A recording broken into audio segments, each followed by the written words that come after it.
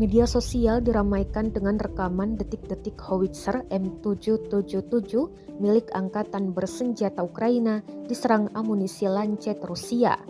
Rekamannya beredar di Telegram pada Jumat 9 Juni 2023. Howitzer yang terparkir rapi mendadak disambangi Lancet Rusia. Akibatnya ledakan dahsyat membuat howitzer membara dan ludes. Dalam keterangan unggahan disebutkan, inilah rekaman howitzer M777 yang dihantam oleh Lancet yang sangar.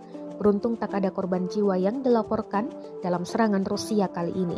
Namun lokasi M777 yang diserang tidak dirincikan dalam narasi unggahan. Dan diketahui howitzer M777 155mm termasuk salah satu senjata yang dikirimkan NATO ke Ukraina sebagai bantuan dalam perang melawan Rusia.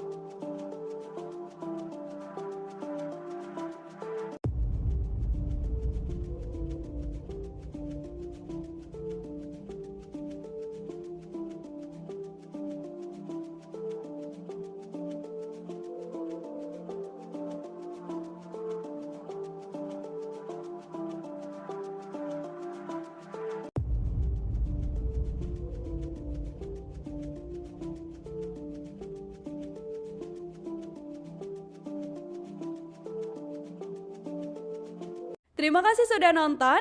Jangan lupa like, subscribe, dan share ya.